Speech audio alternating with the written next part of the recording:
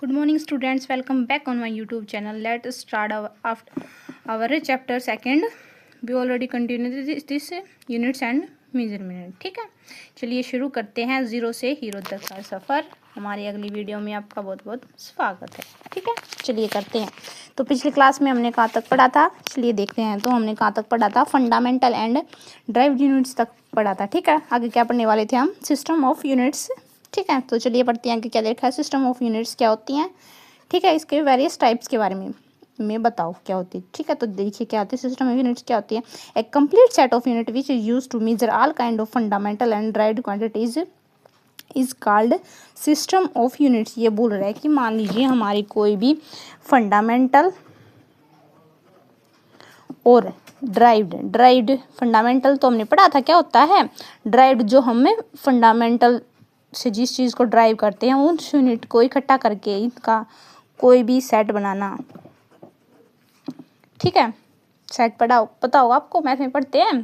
ठीक है, इनको एक साथ, ठीक है, एक ग्रुप में लेकर आना, सेट बनाना, उस यूनिट को हम बोलते हैं, क्या बोलते हैं, सिस्टम ऑफ यूनिट। चलिए आगे देखिए क्या दे रखा है, इसके कुछ यूनिट्स दे रखे हैं। ठीक है, उसके कुछ टाइप्स दे रखे, कौन कौन से, C G S unit, FPS unit, MKS system. ठीक है, चलिए देखते हैं क्या दे रखा है। CGS यूनिट क्या दे रखे हैं, it was setup in France. मतलब जो CGS सिस्टम निकाला गया था, इसका सेटअप कहाँ किया गया था, फ्रांस में। ठीक है, ये किस पर बेस्ड होती है, based upon centimetre, gram and second. मतलब CGS की फुल फॉर्म है हमारे पास क्या है, CGS, सेंटीमीटर, ग्राम और सेकंड। ठीक है, तो देखिए ये बोल रखा है। ठीक है, और इसकी फंडामेंटल यूनिट्स कौन कौन सी हैं, लेंथ, मास एंड टाइम। ठीक है, आगे क्या रखा है, FPS। ठीक है, ये बोल रहा है कि इसका सिस्टम कहाँ पर सेटअप किया गया था, ब्रिटिश में। ठीक है, based on foot, pound and second. ठीक है, ये किस पर बेस्ड है, देखिए FPS, F से फुट, पाउंड और क्या था, S से सेकंड। सुन रखा होगा, फुट है ये, जैसे कोई भी चीज़ नापते हैं तो कि इतनी फुट, जैसे हमारी हाइट ही हम नापते हैं तो इतने फुट की हो गई। ठीक है, और पाउंड है आपने करेंसी में सुना होगा। ठीक है, सेकंड हमारा टाइम हो गया। ठीक है, आगे क्या देखिए, MKS सिस्टम में क्या होता है, इसका सेटअप कहाँ किया गया था, फ्रांस में। ठीक है, सॉरी फ्रांस में नहीं, फ्रेंच सिस्टम में इसका सेटअप किया गया था, जिसकी फुल फॉर्म है मीटर, किलोग्राम एंड सेकंड। ठीक है, और इसकी फंडामेंटल यूनिट कौन कौन सी है, length, mass and time, similarly FPS की तरह। और CGS में भी हमारी ये थी, तो MKS क्या थी हमारी, MKS, M तो हमारा हो गया मीटर। ठीक है, K हमारा किलोग्राम, S फिर से हमारा क्या हो गया, सेकंड। ठीक है, चलिए आगे देखते हैं, आगे क्या दे रखा है, फोर्थ दे रखी है SI यूनिट। SI होती है हमारी स्टैंडर्ड यूनिट। ठीक है, इसकी देखिए इंटरनेशनल सिस्टम ऑफ यूनिट्स क्या दे रखा है, SI is the observation of four system में international D units which is French equivalent for international system of units. बोल रखा है इन्होंने कि जो इसके ऑब्जर्वेशन, जो मीन्स के डेरिवेशन होते हैं वो कहाँ पर थे, इंटरनेशनली थे, फ्रेंच में, जो किसके इक्वल है, किसी भी अंतर्राष्ट्रीय सिस्टम की यूनिट की। ठीक है, आगे क्या दे रखा है, it is modernised and extended from form of the matric system like CGS and MKS system. ये बोल रहा है कि ये भी, इसको भी एक्सटेंड मतलब बढ़ाया गया था मॉडर्न तरीके से, किसकी तरह, CGS और MKS सिस्टम की तरह। जो भी पढ़े थे ना, क्या थे हमारे, CGS MKS। CGS क्या था हमारा, सेंटीमीटर, ग्राम, सेकंड। ठीक है, MKS क्या था हमारा, मीटर, किलोग्राम सिस्टम। ठीक है, this system was adopted by 11th General Conference of Weight and Measure in 1960। ठीक है, ये बोल रहा है कि जो ये सिस्टम है हमारा यूनिट्स का, ये किस टाइम पर कॉन्फ्रेंस, मतलब इनकी कॉन्फ्रेंस हुई थी, उस पर ये लेकर आए थे वेट्स। और मतलब वेट क्या होता है, वजन के बारे में, मेजर किसी चीज़ को नापना, माप तोल करना, वो किस में, कौन से सन में लेकर आए थे, 1960 में। ठीक है, it covers all branches of science and technology. ये मतलब किसको कवर करती है, मतलब ये सभी शाखाओं, मतलब साइंस, हमारे विज्ञान, टेक्नोलॉजी जो चीज़ है उस सभी को ये इसकी शाखाएं कवर कर लेती हैं, ठीक है, मतलब अपने अंदर ले लेती हैं। It is based on their following 7 basic units and 2 supplement units. मतलब जो ऐसा यूनिट्स होती हैं इनकी 7 तो बेसिक यूनिट्स हैं हमारे पास और 2 सप्लीमेंट यूनिट्स हैं, ठीक है। चलिए देखते हैं कौन कौन सी होती हैं, ठीक है। ये कौन कौन सी दे रखी, length, mass, time, temperature, electric current, luminous intensity, quantity of metre, ठीक है। ये तो कौन सी हमारी 7 हो गई ना, 7 ऐसा यूनिट्स, ठीक है, 7 बेसिक यूनिट्स, ठीक है। तो देखिए क्या क्या होते हैं, देखिए लेंथ का मीटर, मास का किलोग्राम, टाइम का सेकंड, टेम्परेचर की केल्विन, ठीक है, इलेक्ट्रिक करंट की एम्पियर, ठीक है, ल्यूमिनियस इंटेंसिटी की कैंडेला और क्वांटिटी ऑफ मैटर की मोल, ठीक है। ये इसको रिप्रेजेंट कर रखे कि मीटर को तो स्मॉल एम से, किलोग्राम को केजी से, सेकंड को एस से, केल्विन को के से, एम्पियर को ए से, कैंडेला को सीडी से और मोल को एमओएल से रिप्रेजेंट करती हैं, ठीक है। आगे क्या थी हमारी सप्लीमेंट यूनिट्स, कितनी थी, 2, ठीक है। तो ये दे रखी 2, कौन कौन सी, एक तो हमारी प्लेन एंगल, ठीक है, एक सॉलिड एंगल। 2 तरह के एंगल होते हैं, एक तो उसमें रेडियन, एक होता है स्टार रेडियन, ठीक है। मतलब एक तो रेडियन हो गया, ठीक है, आपको पता होगा पीछे पढ़ा था हमने, और एक स्टार रेडियन, ठीक है, ठीक है।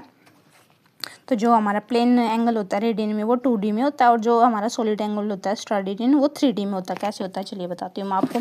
मान लीजिए हमने कोई भी सर्कल ले लिया, ठीक है, सर्कल ले लिया, ठीक है। तो इसके ये कोई भी 2 पॉइंट्स ले लिए भी, तो इनके बीच की डिस्टेंस कितनी है, r, radius of A sphere, ठीक है। तो जो यहाँ पे एंगल बनेगा ना वो बनेगा 1 रेडियन, ठीक है। ये 2D में होता है, 2 डायमेंशनल में, ठीक है। और मान लीजिए हमने एक स्फीयर ले लिया, ठीक है, स्फीयर ही समझ लीजिए, इसके कोई 2 पॉइंट्स ले लिए, ठीक है। तो इसको मान लीजिए आपने कोई भी स्फीयर ले लिया, कोई भी मान लीजिए बॉल ले ली, और उसके अंदर आपने कोन रख दी, मतलब आइसक्रीम रख दी, ठीक है। तो जो इसका एरिया होगा वो क्या होगा, इसकी डिस्टेंस कितनी होगी, r स्क्वायर, ठीक है। ये होता है हमारा 3D में। तो जो यहाँ पर एंगल बनेगा ना वो होगा हमारा 1 स्टार रेडियन, ठीक है, समझ गए। चलिए आगे देखते हैं, आगे क्या दे रखा है, आगे दे रखा है definitions of basics and supplementary SI units, ठीक है। तो जो हमारी बेसिक्स और सप्लीमेंट्री यूनिट्स हैं एसआई की, एसआई क्या थी हमारी standard units, system, international, D units, ठीक है। तो बोल रहा है उनकी डेफिनेशंस बताओ, बिल्कुल बेसिक है, इसीलिए पढ़ रहे हैं ताकि आगे जाके कोई प्रॉब्लम ना आए, हमें ईजिली बड़ी से बड़ी प्रॉब्लम सॉल्व कर सकें, ठीक है। आगे फर्स्ट क्या दे रखी है, मीटर, मीटर क्या दे रखी है, एसआई यूनिट, इसकी क्या होती है, लेंथ होती है, हमने पीछे पढ़ा था, ठीक है। तो 1 मीटर कैसे डिफाइन कर रखा है कि 1 metre is defined as the length of path travelled by light in vacuum during a time interval 1/299792458 of a second, ठीक है, ठीक है। तो क्या पढ़ रहे थे हम, मीटर। चलिए देखते हैं, 1 metre is defined as the length of path travelled by light in a vacuum during a time interval 1/m², ठीक है।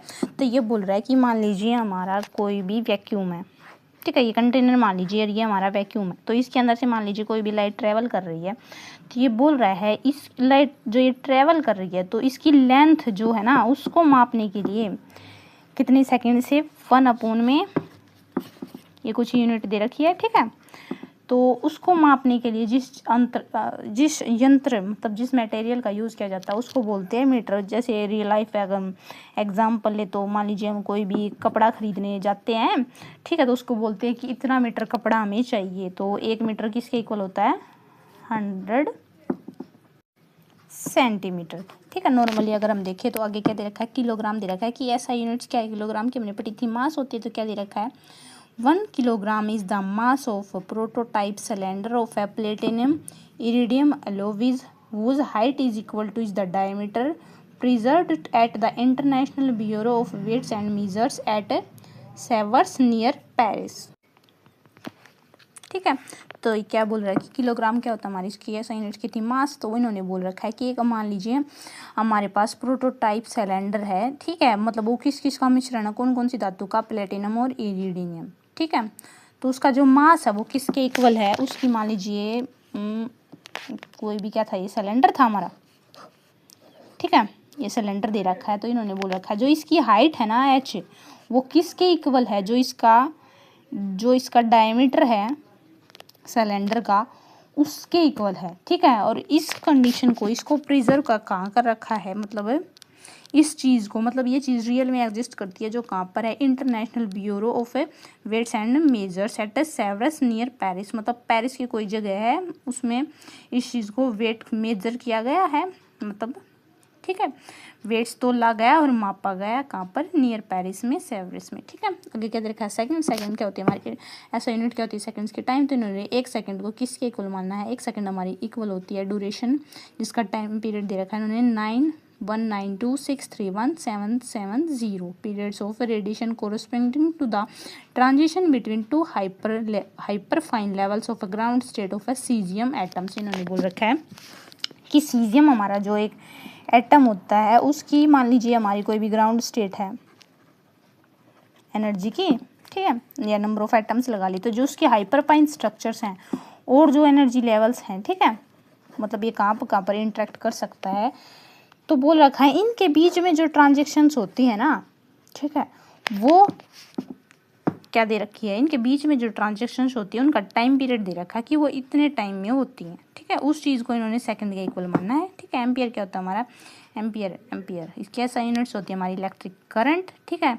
तो 1 एम्पियर इन्होंने किसके इक्वल मानना है, is that constant current which if maintained in two straight parallel conductors of infinite length of negligible cross section and placed 1 meter apart in a vacuum and would produce between these conductors a force equal to the 2 into 10 की power -7 Newton पर metre length. इन्होंने क्या बोल रखा है ampere के बारे में कि एम्पियर हमारा एक कॉन्स्टेंट करंट होता है, तो उन्होंने उसका एग्जांपल दिया। मान लीजिए हमारे पास क्या दे रखा है, ये 2 पैरेलल कंडक्टर्स हैं C1 C2, ठीक है, ठीक है। ये किसके अंदर है, वैक्यूम के अंदर है, इनफाइनाइट मतलब इन्फिनिटी तक है, ठीक है। तो क्या दे रखा है, इनके जो would be produce between this conductor, इनके बीच में जो फोर्स है उसकी वैल्यू दे रखी है उन्होंने 2 × 10 की पावर -7 न्यूटन पर मीटर लेंथ, ठीक है। ये बोल रखा है इन्होंने कि ये 1 एम्पियर हमारा इसके इक्वल। आगे क्या दे रखा है, कैल्विन क्या दे रखा है, कैल्विन के ऐसा यूनिट्स होती है हमारी टेम्परेचर, तो उन्होंने क्या दे रखा है, 1 kelvin is the fraction of 1/273.6 of the thermodynamics temperature of a triple point water के बारे में आपने केमिस्ट्री में सुना होगा, नहीं तो आगे पढ़ोगे, TC से उसको रिप्रेजेंट करते हैं, डिटेल में उस वहीं पर पढ़ लेंगे। लेकिन हमारा भी मेन क्या है कि 1 कैल्विन किसके इक्वल है, 1/2731.6, जो किसका टेम्परेचर हमारा ट्रिपल पॉइंट वाटर का, ठीक है। The triple point water is the temperature at which ice water and vapours coexist. उन्होंने देख बता भी दिया कि ट्रिपल पॉइंट वाटर क्या होता है हमारा, कि ये इसकी 3 कंडीशंस दे दी वाटर की, या तो बर्फ़ हो गई, ठीक है, या मान लीजिए पानी हो गया, और या फिर वेपर्स जो धुएं में जो चीज़ें उड़ गई वो चीज़ें एक टाइम पर एग्जिस्ट करें, उस कंडीशन को उन्होंने बोल दिया है ट्रिपल पॉइंट वाटर, ठीक है। आगे क्या देखा है, कैंडेला, तो कैंडेला देखते हैं क्या, तो it is the SI units of luminous intensity 1, ठीक है। ये बोल रहा है कि ल्यूमिनियस इंटेंसिटी की यूनिट होती है हमारी कैंडेला, जो क्या दे रखे है, 1 candela is the luminous intensity in a given direction of a source that emits monochromatic radiance of frequency these hertz, ठीक है। तो रेडियंट इंटेंसिटी दे दी उन्होंने, इसके इक्वल होती है। वो बोल रहा है कि 1 कैंडेला जो हमारी यूनिट होती है, 1 कैंडेला को किसके इक्वल होती है, ल्यूमिनियस इंटेंसिटी को मोस्टली हम ऐसे रिप्रेजेंट करते हैं, तो किसके इक्वल होती है कि इन गिवन डायरेक्शन, वो देती है हमें गिवन डायरेक्शन एक मोनोक्रोमेटिक, मतलब ये मोनोक्रोमेटिक होता है सिंगल लाइट, ठीक है, रेडिएशंस जिसकी फ्रिक्वेंसी की वैल्यू दे रखी है उन्होंने 540 × 10⁻12 हर्ट्स हमारी फ्रिक्वेंसी की यूनिट होती है। एंड उसकी इंटेंसिटी दे रखी है हमने, रेडिएंट इंटेंसिटी कि इतनी इंटेंसिटी पर रेडिएंट होगी, वो दे रखी है 1/6683 वाट पर स्टार रेडियन, ठीक है। स्टार रेडियन पढ़ा था ना हमने, 3D में होता है, तो वो इसके इक्वल होता है 1 कैंडल, ठीक है। आगे की तरह है मोल क्या दे रखा है, 1 mole is the amount of substance which contains as a many elementary entities as there are atoms in 0.0 gram of carbon 12 isotopes. ये बोल रहा है कि जो मोल होता है वो हमारा क्या होता है, जो कार्बन हमारा एटम्स होते हैं, कार्बन का एटॉमिक नंबर कितना होता है 6, ठीक है, और उसका मास कितना 12, तो उसका आइसोटोप्स दे रखा है, ठीक है, मतलब जो कार्बन से मतलब आगे पीछे करके आइसोटोप्स पता होगा ना आपको, जो एटम्स तैयार करते हैं हम, ठीक है, उसका उसका देखिए एटम्स का क्या दे रखा है, मास दे रखा है 0.012 किलोग्राम। तो इस एंटिटीज़ को हम बोलते हैं 1 मोल के इक्वल होती है, ठीक है। ये देखिए एंटिटीज़ क्या क्या बोल रखे हैं उन्होंने, वो एटम्स भी हो सकती है, मोलिक्यूल्स भी हो सकती है और आयन्स भी हो सकती है, ठीक है। अब देखिए इसकी 2 सप्लीमेंट्री एसआई यूनिट्स क्या होती हैं, चलिए देखते हैं क्या दे रखा है, रेडिएशन, रेडियन, ठीक है। रेडियन हमने पढ़ा था ना, अभी पीछे बताया था मैंने, ये 2D में होता है, डिटेल में पढ़ लिया था। बस इसमें ये समझ ली कि ये प्लेन एंगल किसके इक्वल होता है, plane angle subtended at the centre of a circle by an arc equal in length to the radius of a circle. ये बोल रखा है इन्होंने, जो हमने ये देखी, ये 2D में ये लिया था ना, तो उन्होंने बोल रखा है ये जो 1 रेडियन था, ये जो थीटा था, ये किसके इक्वल था, आर्क अपॉन में रेडियस। आर्क तो हो गई हमारी लेंथ और अपॉन में रेडियस, ठीक है। सिमिलरली स्टार रेडियन दे रखा है इन्होंने, क्या बोल रखा है कि वो सॉलिड एंगल क्या होता है हमारा, स्फीयर के अंदर होता है, ये हमने पढ़ा था ना, स्फीयर के अंदर होता है। तो ये वाला था 1 स्टार रेडिएशन, ये किसके इक्वल था, इसको ऐसे डिफाइन करते हैं, ठीक है, इसको ओमेगा बोलते हैं मोस्टली आपने, लेकिन ये सैम्पल में सुना होगा कि ओम में भी देखा होगा, ठीक है। ये इक्वल होता है सरफेस एरिया के अपॉन में उसका रेडियस का स्क्वायर, ठीक है। चलिए आगे देखते हैं क्या दे रखा है। फॉर योर नॉलेज ये पढ़ लेना आप, ठीक है, आपको कुछ एक्स्ट्रा डिटेल ही मिलेगी। क्या दे रखा है, कोरिएंट सिस्टम ऑफ यूनिट्स के बारे में दे रखा है, क्या दे रखा है, कोरिएंट सिस्टम यूनिट्स क्या होती हैं और उनके एग्जाम्पल बताइए, ठीक है। तो कोरिएंट यूनिट्स, ठीक है, तो कोरिएंट बहुत इंपॉर्टेंट है, मगर मतलब फिजिक्स की ओर से देखें तो बहुत इंपॉर्टेंट है। आगे हमें लेज़र के बारे में हमारी मतलब अगर हायर एजुकेशन में जाएं तो मास्टर्स लेवल पे मतलब लेज़र में कोरिएंट्स का इतना यूज़ है, मतलब एक डायरेक्शन में, ठीक है, खुद की अपनी प्रॉपर्टीज़ को फॉलो करना, तो इसको पढ़ना बहुत ही ज़रूरी है। तो चलिए देखते हैं कोरिएंट क्या होता है। Coherent it is a system of unit based on a certain set of fundamental units from which all the derived units can be obtained by simply multiplication or division without introducing any numerical factor। इन्होंने बोल रखा है कि coherent हमारी कौन सी unit होती है, कि ऐसी यूनिट होती है, फंडामेंटल यूनिट होती है, एक हमारी ऐसी यूनिट होती है जिसको हम ड्राइव कर सकते हैं उस यूनिट को, किसके द्वारा, उसमें कुछ भी मल्टीप्लाई, कुछ भी डिविजन्स भाग करके, पर उसमें कोई भी वैल्यू ऐड किए, न्यूमेरिकल फैक्टर ऐड किए बिना, ठीक है, इसको बोलते हैं हम कोरिएंट सिस्टम, ठीक है। इसके एग्जांपल क्या क्या दे दी, MKS system is a coherent system of units in mechanics. तो MKS क्या था हमारा, मीटर किलोग्राम सेकेंड्स, ठीक है। तो बोल दिया कि ये एग्जांपल है मीटर किलोग्राम सेकेंड्स किसका, कोरिएंट सिस्टम यूनिट्स का, किसमें, मैकेनिक्स में, ठीक है। All derived units in mechanics such as those of area, volume, density, acceleration, force. इन्होंने एग्जांपल दे दिया कि ये जो भी हमारे ड्राइव्ड यूनिट्स हैं ये कोरेंट है सारी, ठीक है। कौन कौन सी हैं, volume, density, acceleration, force, area, ठीक है। Can be obtained by multiplication और division of the fundamental units of mass, length and time. तो उन्होंने बोल रखा है कि ये हमें कैसे ऑब्टेन्ड हुई, एक दूसरे से, किसी को मास से मल्टीप्लाई करके, किसी को लेंथ से, किसी को टाइम से। जैसे हमारा फोर्स हो गया, फोर्स क्या होता है, मास इनटू एक्सेलरेशन, ठीक है। तो ऐसे ही एक दूसरे से मतलब हमने खुद से अपना कोई फैक्टर ऐड न करके इसमें मल्टीप्लाई किया और डिवीजन किया, ठीक है। तो SI यूनिट्स कोरेंट की क्या होती है, SI is a coherent system of units from all branches of physics. मतलब ये फिजिक्स के हर ब्रांच, हर शाखा में इसका यूज़ किया जाता है, ठीक है। तो अब बोल रखा है कि advantage of SI units, SI units की एडवांटेजेस क्या क्या है, ठीक है।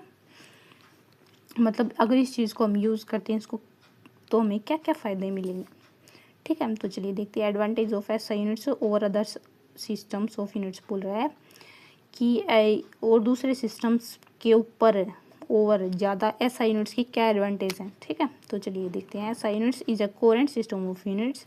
बोल रहा है SI क्या हमारे, ये एक तो कोरेंट है, ठीक है, कोरेंट पढ़ा था ना हमने, क्या था कि जितनी भी हमारे फंडामेंटल यूनिट्स हैं उनको ड्राइव करें हम किसी चीज़ में मल्टीप्लाई या पाक करके। ठीक है, तो क्या दे रखा है, all derived units can be obtained by simple multiplication और division of fundamental units without introducing any numerical factor. ये सिमिलरली वही है, कोरेंट के बारे में दे रखा है कि कैसे क्या था हमने। आगे देखिए, ऐसा is a rational system, it is use only one unit for a given physical quantity. ये बोल रहा है कि ये केवल एक ही यूनिट की फिजिकल क्वांटिटी में इसका यूज़ होता है। ठीक है, मतलब एक से ज़्यादा नहीं। तो इसका एग्जांपल दे रखी, all forms of energy are measured in joule. ठीक है, ये बोल रहा है, इसका एग्जांपल दे रखी, जितनी भी एनर्जी है उसकी सभी की यूनिट होती है हमारी जूल, और ये क्या होती है हमारी कोरेंट भी होती है। ठीक है, on the other hand in MKS system, MKS कौन सा था हमारा, मीटर किलोग्राम सेकंड सिस्टम में क्या होता है, the mechanical energy is measured in joule. ठीक है, देख ली एनर्जी थी ना हमारी, तो किसमें यूज मेजर हुई जूल में, मतलब एक ही टाइम की क्वांटिटी में उस चीज़ का यूज़ हो। देखिए, हीट एनर्जी इन कैलोरी। ठीक है, तो जो हीट थी हमारी एनर्जी की वो किस में थी, कैलोरी में, और इलेक्ट्रिक एनर्जी वो किस में रिप्रेजेंट किया गया है, वाट हावर्स में। ठीक है, तो SI is a matric system में बोल रहा है कि एसआई हमारा एक मैट्रिक सिस्टम भी है। आपने मैट्रिक्स के बारे में पढ़ा होगा ना, तो जैसे 1/1 की मैट्रिक्स होती है, 2/2 की, 3/3 की, आगे बहुत सारे एग्जांपल्स होते हैं। The multiplication and submultiples of SI units can be expressed as a power of 10। ये बोल रहा है कि जो एसआई यूनिट्स हमारी सिस्टमेटिक इंटरनेशनल यूनिट्स होती हैं, इनको बेसिकली हम स्टैंडर्ड यूनिट्स भी बोलते हैं। तो कैसे एक्सप्रेस करते हैं, उनको डिफाइन कैसे करते हैं, किसी की पावर 10 में। ठीक है, तो SI is an absolute system of units. ये बोल रहा है एब्सोल्यूट सिस्टम में भी एसआई होती है, वो यूनिट्स होती हैं, वो क्या होती है, it does not use any gravitational units. ये बोल रहा है कि the use of G is not required, मतलब हमें इसमें ग्रेविटेशनल यूनिट्स की ज़रूरत नहीं पड़ती। ठीक है, SI is an internationally accepted system of units. मतलब एसआई एक ऐसी, मतलब क्या है, इसकी फुल फॉर्म में ये दे रखा है कि एसआई क्या है हमारी सिस्टमेटिक इंटरनेशनल यूनिट्स। ठीक है, तो ये मतलब इंटरनेशनल लेवल पर इस चीज़ को एक्सेप्ट किया गया है। ठीक है, तो आगे देखिए क्या देखिए, guidelines for writing SI units in symbols. मतलब क्या क्या गाइडलाइंस निकाली गई थी एसआई यूनिट्स के सिंबल को लिखने के लिए। तो चलिए पढ़ते हैं। State the rules that are followed in writing SI units in system. ये सेम भैया देखिए, रूल्स क्या क्या थे असेंबली के, उनके सिंबल्स को लिखने के लिए। देखिए, small letters are use for symbols of units, मतलब ऐसा यूनिट के लिखने के लिए हमें स्मॉल लेटर मतलब छोटे अक्षरों का यूज़ करना होगा, ताकि हमें ईजिली उस चीज़ को रिमेंबर रख सकें। Symbols are not followed by a full stop, मतलब जो भी सिंबल यूज़ करेंगे उसमें हम किसी भी फुल स्टॉप का यूज़ नहीं करेंगे। The initial letter of a symbol is capital only when the unit is named after a scientist. ये बोल रहा है कि जो इनिशियल लेटर होगा ना हमारा कैपिटल, वो हमारा initial letter symbol is capital, वो पहला अक्षर हमारा यूनिट का बड़ा तभी होगा जब उस यूनिट का नाम किसी भी साइंटिस्ट पर रखा गया होगा। ठीक है, the full name of a unit always begins with a small letter even if it is been named after a scientist. ये बोल रहा है कि तो पूरा नाम उस यूनिट का हमेशा छोटे अक्षरों में ही लिखा गया है, क्योंकि अगर किसी साइंटिस्ट के नाम पर भी उसका नाम लिखा गया लेकिन पूरा उसका हमेशा स्मॉल लेटर्स में यूज़ होगा। Symbols don't take plural form, मतलब जो सिंबल्स होंगे हमारे वो सिंगुलर फॉर्म में होंगे, ना कि प्लूरल फॉर्म में। ठीक है, ऑब्जर्वेशन इन पावर ऑफ 10। ठीक है, ये बोल रहा है कि make a list of various prefix used for powers, give some examples. मतलब जो भी यूनिट थी हमें ये जो छोटे सिंबल्स में यूनिट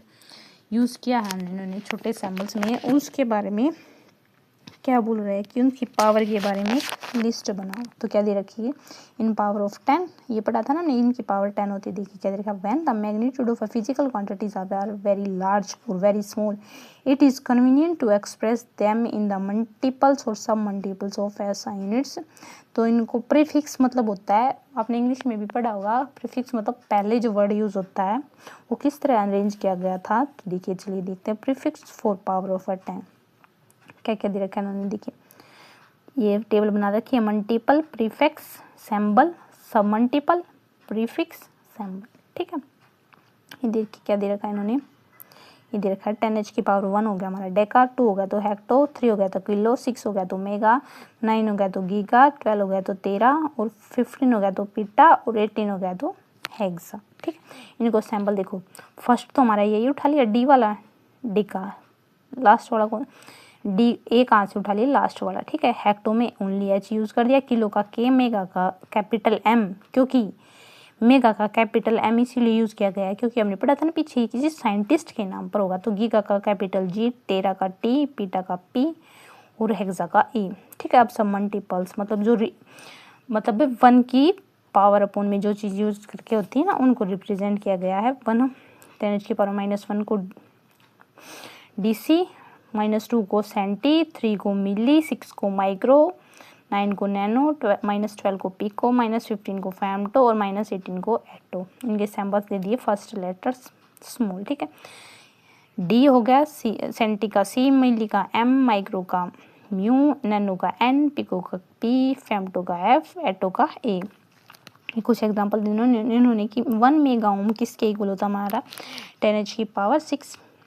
ओम के 1 किलोमीटर किसके होता है 10⁻³ मीटर के 1 गीगाग्राम किसके इक्वल होता है 10 ग्राम के 1 सेंटीमीटर किसके इक्वल होता है हमारा 10⁻⁻² मीटर के। ये हो जाएगा 1/10⁻²। ठीक है, 1 मिली एम्पियर किसके इक्वल होता है 10⁻³ एम्पियर के। 1 माइक्रोवोल्ट किसके इक्वल होता है 10⁻⁻6 के वोल्ट के। 1 नैनो सेकेंड किसके इक्वल होता है 10⁻⁹ सेकेंड के। 1 पिकोफैराड और किसके इक्वल होता है 1 इज इक्वल टू 10⁻⁻12 फैराड की। ठीक है, तो कुछ सम कॉमन प्रैक्टिकल यूनिट्स दे रखी हैं। आगे देखते हैं क्या क्या दे रखी हैं। इन्होंने ये बोला गया कि कॉमनली जो प्रैक्टिकल्स में यूनिट्स यूज़ करते हैं उनकी लिस्ट बनाइए। ठीक है, और वो कौन कौन सी ऐसा यूनिट से रिलेटेड थी वो भी बताइए। तो फर्स्ट क्या दे रखे हैं फर्मी, एंगस्ट्रॉन, नैनोमीटर, माइक्रोन। ठीक है, आपने इनके बारे में वो सुना होगा। ठीक है, तो चलिए देखते हैं। फर्मी दे रखा है it is the small practical unit of a distance use for measuring nuclear sizes. मतलब ये बोल रहा है कि न्यूक्लियस के साइज़ को नापने के लिए जिस यूनिट का यूज़ किया जाता है उसको बोलते हैं हम फर्मी। ठीक है, इसको आल्सो हम क्या बोलते हैं फैमटोमीटर। तो ये बोल रहा है 1 फर्मी किसके इक्वल होता है 10⁻⁻15 मीटर के। फिर दे रखा है एंगस्ट्रॉन, इसको किसमें यूज़ करते हैं हम वेवलेंथ ऑफ लाइट। किसी लाइट की वेवलेंथ जिसको प्रेजेंट करते हैं हम, वेवलेंथ क्या होती है हमारी लैम्डा, उसको मेजर करने के लिए जिस यूनिट का यूज़ किया जाता है उसको बोलते हैं एंगस्ट्रॉन। आगे क्या दे रखा है नैनोमीटर। नैनोमीटर किस चीज़ में यूज होती है एक्सप्रेसिंग वेवलेंथ ऑफ लाइट, मतलब लाइट की वेवलेंथ यूज़ करने में इसका भी यूज़ किया जाता है। नैनोमीटर का ये किसके इक्वल होती है 1 nanometre is equal to 10⁻⁹ metre. Micron का दे रखा है यूज़ करके किस में होता है use, it is the unit of distance defined as micrometre. मतलब ये किसी चीज़ के डिस्टेंस दूरी नापने के लिए इस चीज़ का यूज़ किया जाता है जिसको माइक्रोमीटर भी बोलते हैं। जो किसके इक्वल होता है 1 micrometre is equal to 10⁻⁶ metre. ठीक है, तो आपको ये रिमेंबर रखने पड़ेंगे कि 1 मिली किसके इक्वल होता है, माइक्रो किसके इक्वल होता है, नैनो किसके इक्वल होता है, पिको किसके इक्वल होता है। ठीक है, आगे क्या दे रखा है कुछ प्रैक्टिकल यूनिट्स दे रखी हैं लार्ज डिस्टेंस पर। ठीक है, जैसे फर्स्ट दे रखी है light year. It is the distance travelled by light in a vacuum in an year. बोल रखा है कि मान लीजिए हमारा कोई भी वैक्यूम दे रखा है और 1 साल में उसके अंदर से जितनी डिस्टेंस मतलब वो लाइट जितनी दूरी तय करती है उसको बोलते हैं लाइट ईयर। तो 1 लाइट ईयर किसके इक्वल होता है speed of light in a vacuum into में 1 ईयर, मतलब जितना टाइम हमारा स्पीड वो डिस्टेंस हो गई तो वो किसके इक्वल होता है स्पीड ऑफ लाइट क्या होती है हमारी 3 × 10⁸ मीटर पर सेकेंड इंटू में 365.25 इंटू में 24। ये क्या हो गया हमारे घंटे। ठीक है, ये क्या हो गया हमारा 60 मिनट और ये क्या हो गया हमारा सेकंड। ठीक है, ये 1 लाइट ईयर किसके इक्वल होता है नॉर्मली अगर ऐसे याद रखना चाहो तो ये होता है हमारा 9.467 इंटू 10⁻15 मीटर के इक्वल होता है 1 लाइट ईयर। ठीक है, मतलब 1 साल में कोई भी लाइट एक वैक्यूम के अंदर 1 साल वो लाइट कितनी डिस्टेंस ट्रेवल करेगी। ठीक है, एस्ट्रोनॉमिकल यूनिट्स दे रखी हैं। It is defined as the mean distance of earth from the sun. ये बोल रहा है कि एस्ट्रोनॉमिकल यूनिट्स जो हमारे एस्ट्रोनॉट्स यूज़ करते हैं वो क्या होती है कि जो सन के चारों तरफ जो अर्थ हमारी घूमती है उसके जो बीच की दूरी मीन डिस्टेंस होती है उसको बोलते हैं एस्ट्रोनोमिकल यूनिट। ठीक है, ये देखिए किसमें इसका यूज़ किया गया, astronomy to measure distance of a planets. The planets में भी इसका यूज़ किया गया। 1 एस्ट्रोनॉमिकल यूनिट्स की किसके इक्वल होती है, 1.496 इंटू 10⁻11 मीटर के इक्वल होती है। ठीक है, आगे क्या दे रखा है, पैरालिटिक सेकेंड्स। ये पैरालिटिक सेकेंड्स की शॉर्ट फॉर्म है PAR, तो पैरालिटिक मतलब जो चीज़ पैरेलल है, SEC मतलब सेकंड्स मतलब टाइम से रिलेटेड। तो क्या देगी, it is the largest practical unit of a distance use in astronomy. मतलब ये मतलब प्रैक्टिकली अगर हम देखें तो ये बहुत ही बड़ी ऐसी यूनिट है जिसका हम मोस्टली यूज़ करते हैं हम डिस्टेंस को नापने के लिए। कौन यूज़ करता है, किस में यूज़ करते हैं इसका, एस्ट्रोनॉमी में। It is defined as the distance at which an arc length 1 as astronomical unit subtends an angle 1 second of a arc. देखिए यहाँ से समझाती हूँ आपको। थीटा हमने अभी पढ़ा था ना रेडियन में, कि रेडियन में क्या होता है, जो थीटा होता है हमारा वो आर्क अपॉन में डिस्टेंस लेंथ अपॉन में आर। ठीक है, तो यहाँ से आर क्या हो जाएगा, ये इधर चला जाएगा, थीटा इधर आ जाएगा। ठीक है, ये दे रखा जैसे 1 पैरा सेकेंड्स, मतलब एक 1 के ऊपर अगर एक ऐसा डॉट है तो सेकेंड, और 2 डॉट है तो पैरा सेकेंड। ठीक है, ये देखिए एग्जाम्पल दे रखा है कि ये हमारा सन है, सूर्य है, हमारी पृथ्वी है, ये कोई पॉइंट ले लिया। ठीक है, तो इनके जो यहाँ से यहाँ तक की दूरी होगी अर्थ से की वो 1 पैरा सेकेंड होगी। इनके बीच का जो एंगल होगा वो 1 पैरा सेकेंड होगा। ठीक है, ये देखिए इन्होंने 1 पैरा सेकेंड किसके इक्वल दे दिया, 1 AU।